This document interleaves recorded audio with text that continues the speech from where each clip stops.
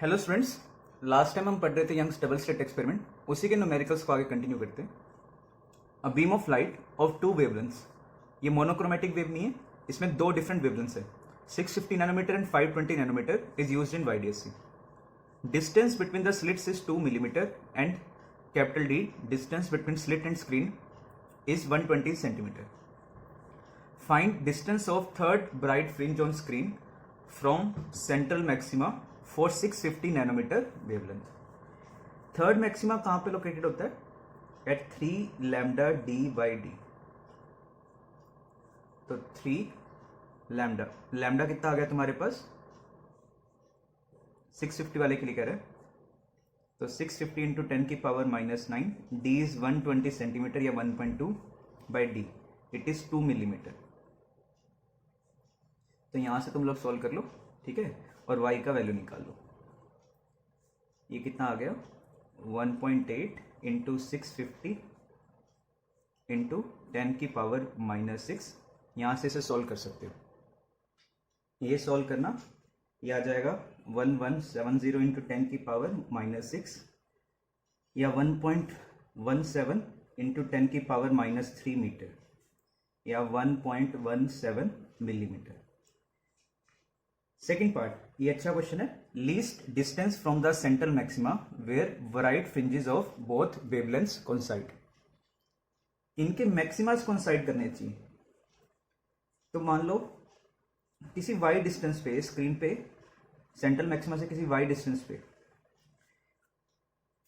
ये 650 वाले का कुछ n1 मैक्सिमा आ रहा है यहाँ पे इसका, ठीक है, n1 पहले फर्स्ट सेकंड ऐसे n1 मैक्सिमा आ रहा है. तो y को क्या लिखूंगा? n1 lambda 1 D by D. और सेकंड वाले का इसी पॉइंट पे n2 मैक्सिमा आ रहा है. ये दोनों y तो सेम ही है क्योंकि सेम पॉइंट पे दोनों क्या आ रहे हैं, एक का n1 एक के ऐसे n2 मैक्सिमाज आ रहे हैं. तो इनको इक्वेट कर लो. n1 lambda D by D is equal to n2 lambda 2 D by D. यहां से n1 बाई n2 का तुम वैल्यू निकाल लेना और ये इंटीजर फॉर्म में निकालना हमें. ये कितना आ गया? जैसे 520 बाई 650, ये हो गया 4/5. तो सबसे पहले जहां पे ये कोइंसाइड करेंगे, एक तो सेंट्रल मैक्सिमा पे दोनों का कोइंसाइड करेगा, उसके बाद सबसे पहले कहां पे कोइंसाइड करेगा? n1 होगा 4, n2 होगा 5. तो इससे y का वैल्यू निकाल लो, चाहे तो यहां से निकाल लो चाहे यहां से, वो सेम ही आएगी वैल्यू. जैसे n1 फोन रख दिया. लैम्डा 1 कितना है? 650 नैनोमीटर.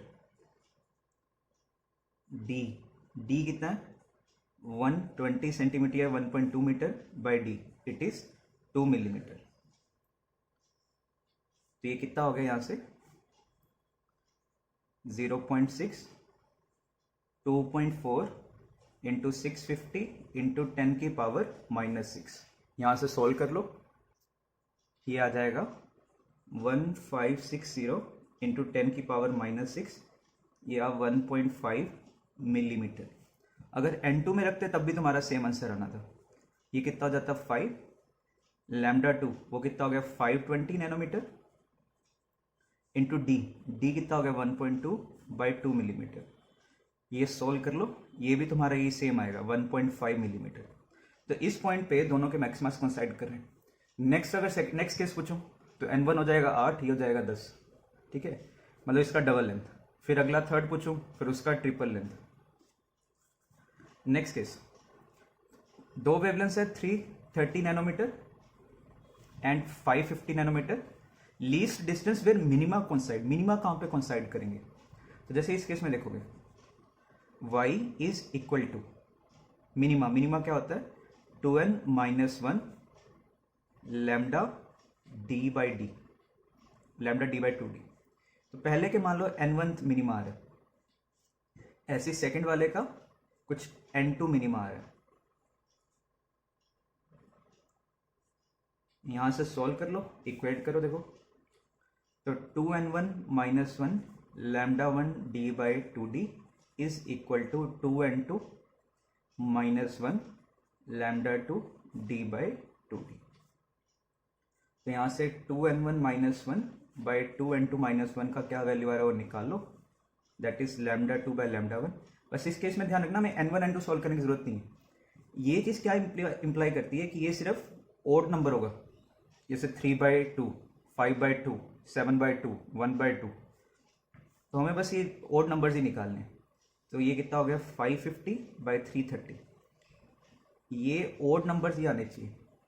तो 2n1 माइनस वन का वैल्यू कितना हो गया 5, 2n2 माइनस वन का वैल्यू कितना हो गया 3, तो ये फिल कर लो और y का वैल्यू निकाल लो।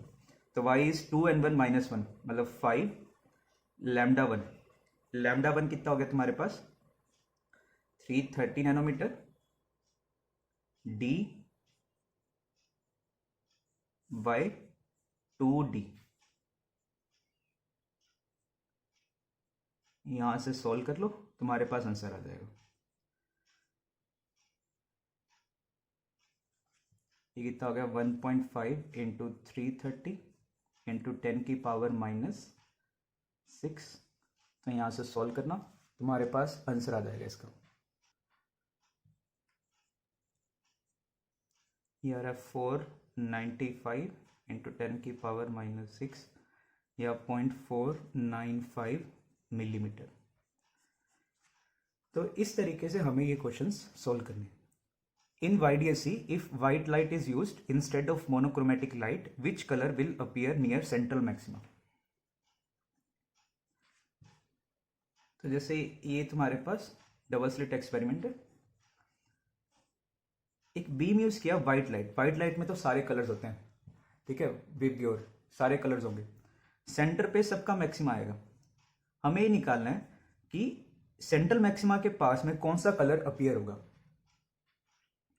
तो बहुत से बच्चे पता है कि तुम लोग कैसे करोगे इस क्वेश्चन को, तुम देखोगे कि सबसे पहले मैक्सिमा किसका आ रहा है, लैम्डा वॉयलेट हमें पता है is less then lambda red, तो किसका फ्रिंज विड्थ ज्यादा होगा, रेड का फ्रिंज विड्थ ज्यादा होगा, है ना।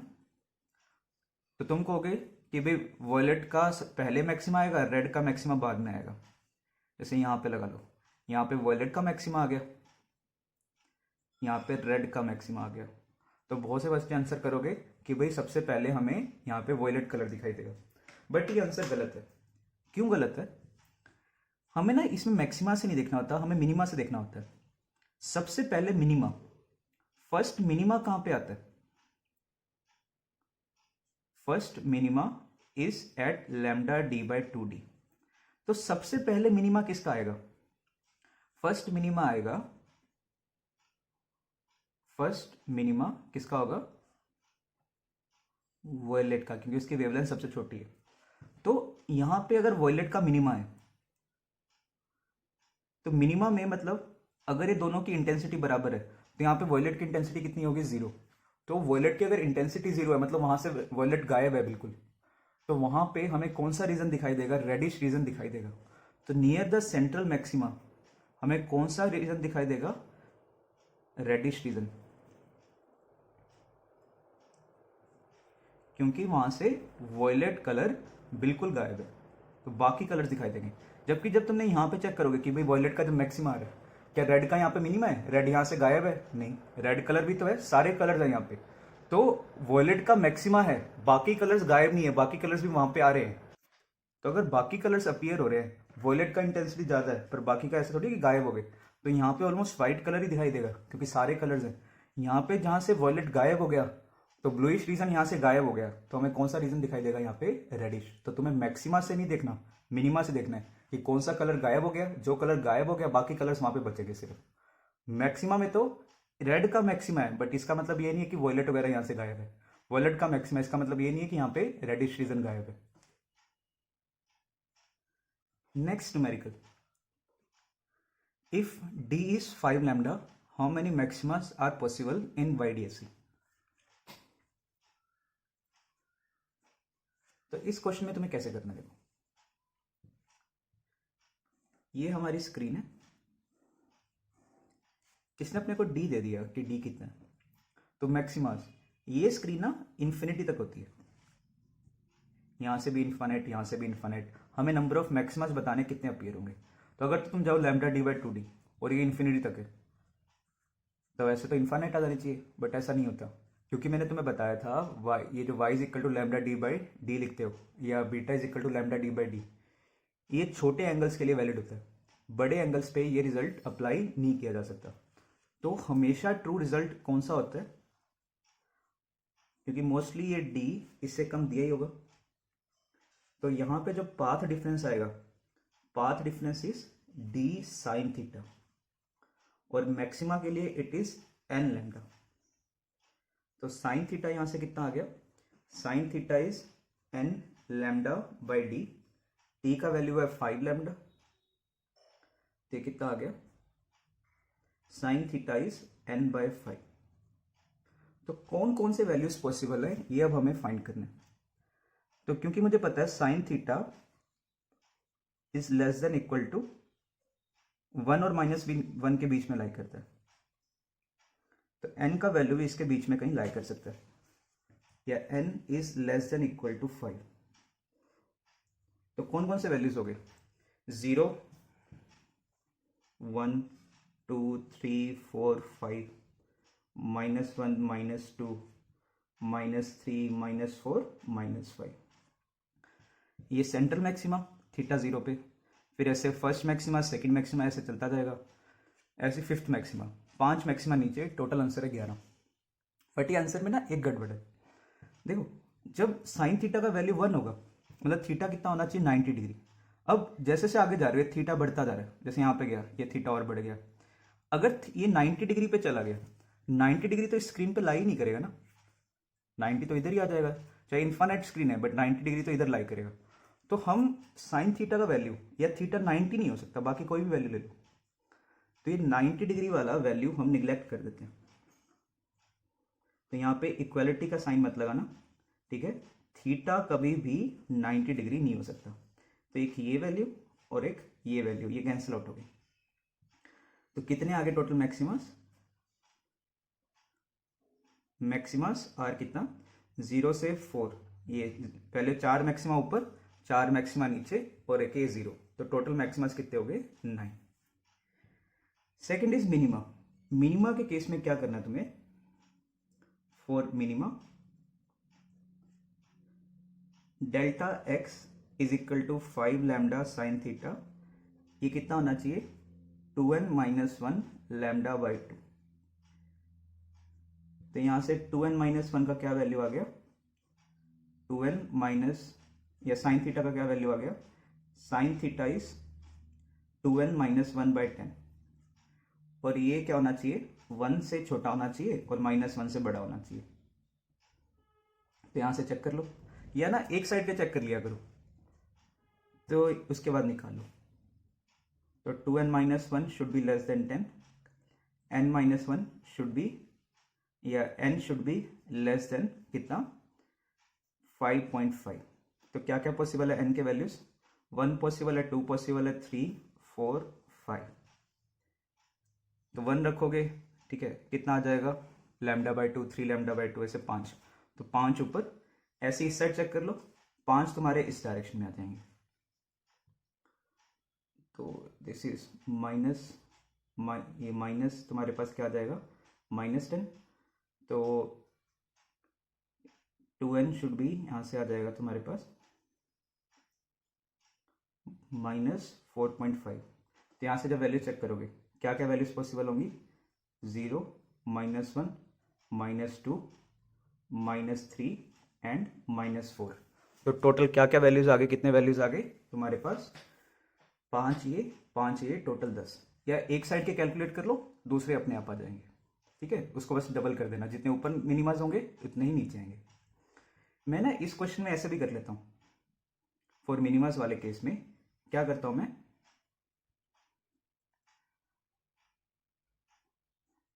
मैं इसको सिंपल इसी तरीके से कैलकुलेट करता हूं कि d sine theta is equal to n lambda. But इतना ध्यान रखता हूं कि ये जो n का वैल्यू है ना, ये सिर्फ जैसे 0.5, जैसे यहाँ पे n1 देखो, कितना आ गया 2 - 1/2, मतलब 1/2 0.5 आ गया ना। तो n का वैल्यू 0.5, 1.5, 3.5 ऐसे रख सकता हूं। तो d sine theta is n lambda, sine theta is n/5। तो n के क्या क्या वैल्यू पॉसिबल है, 0.5, 1.5, 2.5, 3.5 एंड 4.5। तो ये तुम्हारे पास कितने एक साइड के मिनिमाज आ गए तुम्हारे? 5 मिनिमाज ऊपर, ऐसे 5 मिनिमाज नीचे। -0.5, -1.5, -2.5, -3.5, -4.5। तो एक मुझे ये मेथड भी इजी लगता है, ये 2n-1 की वजह। तो टोटल मिनिमास कितने हो गए? Total 10। So d is equal to 2.7 lambda. हमें इसमें मैक्सिमा और मिनिमा निकालना है। तो मैक्सिमा देखो क्या हो गया इसी मेथड से, d sine theta is equal to n lambda. Sine theta कितना आ गया? n/2.7। n के क्या क्या वैल्यूज पॉसिबल है? 1, 2, ठीक है, 3 पॉसिबल नहीं है। 2 मैक्सिमाज ऊपर, 0, -1, -2। तो टोटल कितने मैक्सिमाज आ गए? टोटल 5 मैक्सिमाज। ऐसे अगर मिनिमास ट्राई करो, मिनिमम में भी या तो 2n-1 लगा लो, चाहे इसी से कर लो। n के कौन कौन से वैल्यू पॉसिबल है? 0.5, 1.5, 2.5, -0.5, -1.5, -2.5। तो कितने मिनिमास पॉसिबल है? 6। d is equal to 2.5 lambda. तो 2.5 lambda sine theta is equal to n lambda. Sine theta is equal to n/2.5। Maxima के लिए n का वैल्यू क्या क्या हो सकता है? 0 सेंट्रल मैक्सिमा, 1, 2, 3 हो नहीं सकता क्योंकि साइन थीटा 1 से बड़ा नहीं हो सकता, -1, -2। मिनिमास के लिए n का वैल्यू 0.5, 1.5। देखो 2.5 फिर से नहीं हो सकता। अगर 2.5 हो गया तो ये वैल्यू कितना हो जाएगा? Sine theta 1, theta 90। तो 2.5 वाला वैल्यू पॉसिबल नहीं है। ऐसी -0.5, -1.5, -2.5 वाला वैल्यू भी पॉसिबल नहीं है। तो मिनिमस कितने आ गए? 4। मैक्सिमस कितने आ गए? 5। नेक्स्ट क्वेश्चन देखो, find intensity at point O।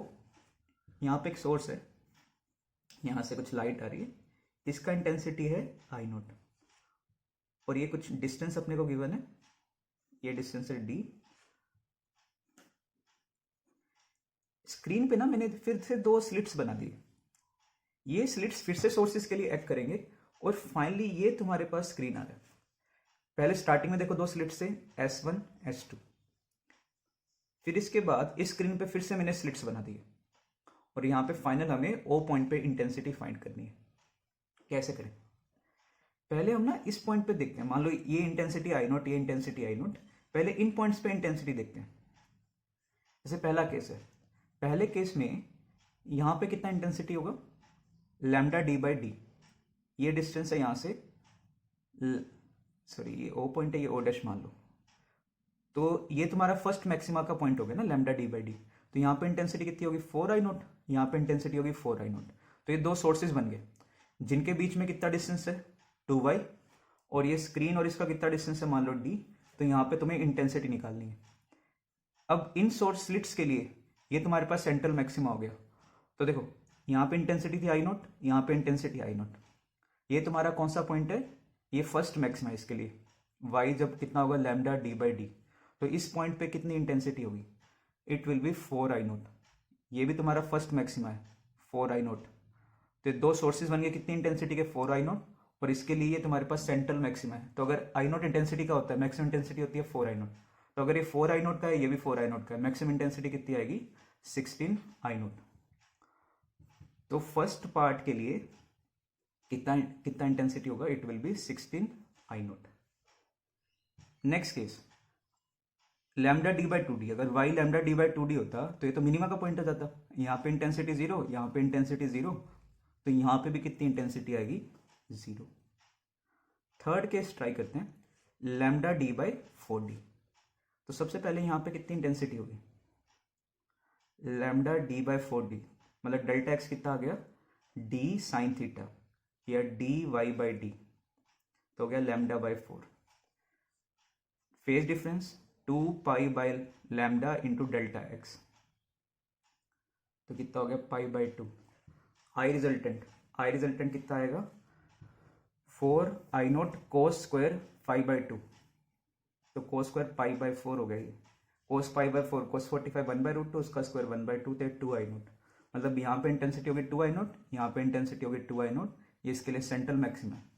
तो इंटेंसिटी एट O कितना आएगा, intensity at point O it will be 8I0। यहाँ पे स्क्रीन पे किसी भी पॉइंट पे कितना पाथ डिफरेंस होगा, कैसे कैसे करोगे, या कुछ भी तुम्हें निकालना हो, फ्रिंज विड्थ कितनी होगी, मैं बोलूँ कि फ्रिंज विड्थ बताओ, what will be the beta, beta क्या होता है लैम्डा, ये हो गया d by 2 times d, sorry lambda d by d, ये d कितना हो गया 2y। Next topic is shape of fringes on screen. Shape of fringes on screen क्या होता है, जैसे हमने अभी देखा यहाँ पे हमने दो सोर्सेज रख दिए, ठीक है, तो यहाँ पे कुछ स्क्रीन पे मैक्सिमा मिनिमास अपीयर हो रहे थे, मान लो बीच में एक सेंट्रल मैक्सिमा आ रहा है, ऐसे ही था, बीच में सेंट्रल मैक्सिमा, फिर मिनिमा, फिर सेंट्रल, फिर आ गया फर्स्ट मैक्सिमा।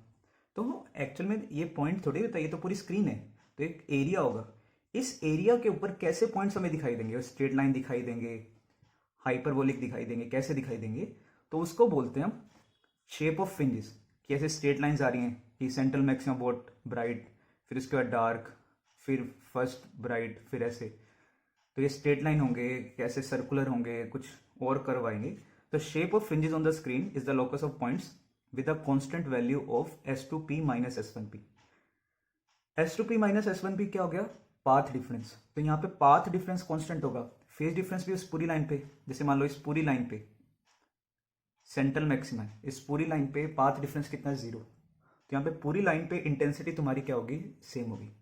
फिर मान लो फर्स्ट मिनिमा आ गया, यहाँ पे तुम्हें कंप्लीटली ऐसे डार्क दिखाई देगा, इस पूरे पॉइंट पे पाथ डिफरेंस कितना लैम्डा बाई 2, तो जहाँ पे भी ये पाथ डिफरेंस n लैम्डा, वहाँ पे हमारे पास ब्राइट फ्रिंज आ जाएगी, यहाँ पे ये 2n माइनस 1 लैम्डा बाई 2 है, वहाँ पे हमारे पास डार्क फ्रिंज आ जाएगी। तो अगर मैं बोलूँ कि भाई ये पॉइंट पार्टिकल है, ये तो तुमने स्लिट्स लिए, अगर ये पॉइंट सोर्सेज लिए, ठीक है, इसके पैरेलल, तब उस केस में हमारे पास, अगर ये तुम्हारी जो स्क्रीन है, अगर तो ये रेक्टेंगुलर तो अलग आंसर आता है, अगर ये हमारी जो स्क्रीन है, ये स्क्रीन कैसी हो तुम्हारे पास, अगर इसमें पॉइंट हो, तो S2P माइनस S1P, ये बताओ दो पॉइंट्स हैं, एक S1 एक S2, स्क्रीन पे कोई भी पॉइंट है P, तो S2P minus S1P is equal to constant. ये किस चीज का इक्वेशन होता है, किसी दो पॉइंट से सब्ट्रैक्शन कांस्टेंट हो, सम कांस्टेंट हो वो तो होता है एलिप्स, सब्ट्रैक्शन कांस्टेंट हो ये क्या होता है हाइपरबोला। तो इस स्क्रीन पे जो फ्रिंजेस आ रहे हैं वो कैसे आएंगे, हाइपरबोलिक कर्व्स आएंगे, ये सेंट्रल मैक्सिमा, ठीक है, फिर बीच में मिनिमा आएगा, फिर फर्स्ट मैक्सिमा, मिनिमा, फिर सेकंड मैक्सिमा। अच्छा, second point, if the screen is located at a very far large distance from the slits, hyperbola nearly हमें कैसे लगता है, स्ट्रेट लाइन की तरह, जैसे जैसे डिस्टेंस बढ़ाते जाओगे ये कर्व कम होता जाएगा, बहुत लार्ज डिस्टेंस कर दोगे दोनों में, ये ऑलमोस्ट स्ट्रेट लाइन बन जाते हैं। सेकंड पार्ट, अगर हमारे स्लिट्स रेक्टेंगुलर शेप के हों, देखो पॉइंट है तुम्हारे पास, ये दो पॉइंट्स है, जैसे मान लो ये पॉइंट है, ये पॉइंट है, मैं बोलूँ यहाँ से डिस्टेंस निकालो P पॉइंट पे, तो वो अलग चीज हो गया। अगर तुम्हारी स्लिट्स पूरे पूरे स्लिट्स ऐसे हैं, रेक्टेंगुलर हैं, तो इसके लिए स्लिट्स के लिए इस केस में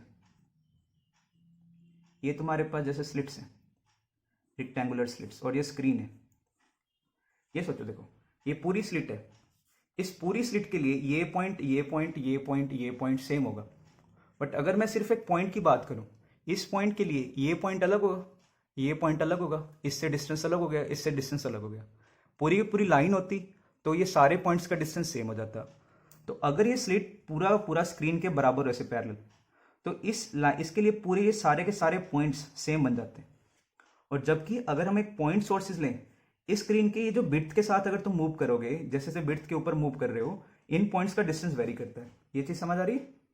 मान लो ये पूरा का पूरा तुम्हारे पास स्लिट रेक्टेंगुलर है, ये सारा स्लिट है, इससे ये पॉइंट का डिस्टेंस, ये पॉइंट का डिस्टेंस, ये पॉइंट का सेम डिस्टेंस हम काउंट करेंगे। जबकि एक पॉइंट होता, पॉइंट से इस पॉइंट का डिस्टेंस, इस लाइन का डिस्टेंस, ये देखो ये लाइन देख रहा हूं मैं, इस पॉइंट का डिस्टेंस, ये पॉइंट का डिस्टेंस, ये पॉइंट का डिस्टेंस, सारे अलग अलग डिस्टेंसेज हैं। तो अगर तो पॉइंट है तब तो तुम्हारे पास कैसी कर्व्स आती हैं, हाइपरबोला। और अगर स्लिट्स तुम्हारे पास रेक्टेंगुलर स्लिट्स हैं तो इसके लिए ये पूरी पूरी लाइन का डिस्टेंस सेम रहता है, तो इस केस में तुम्हारे पास कैसी आती है, स्ट्रेट लाइन आती है। थर्ड पॉइंट, अगर screen is placed parallel to the plane of the slits या लाइन जॉइनिंग द सोर्सेज, जैसे ये, इसको मैंने इसके पैरेलल रख दिया, इस केस में देखो क्या होगा, यहां से डिस्टेंस ये S2P, ये S1P, ये डिस्टेंस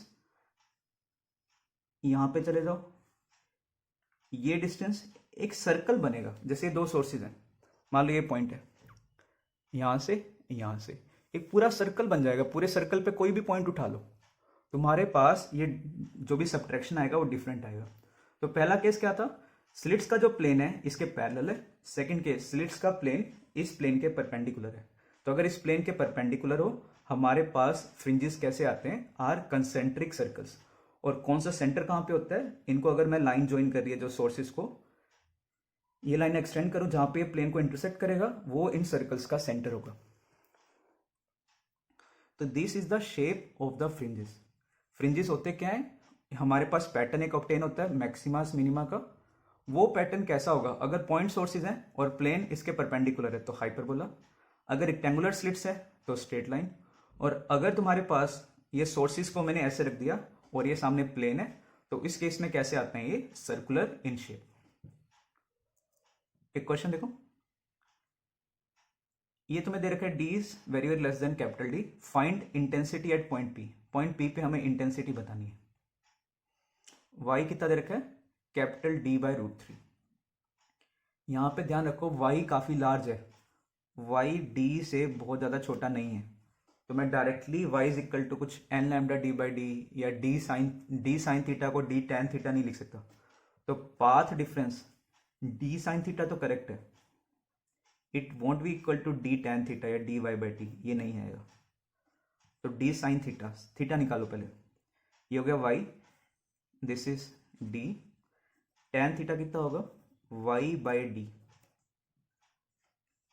तो इट इज कितना, डी बाई √3 बाई डी, तो 1 बाई √3। तो थीटा कितना आ गया, थीटा इज 30 डिग्री। तो path difference is D sine theta, sine theta कितना हो गया, साइन 30, इट इज 1 बाई 2।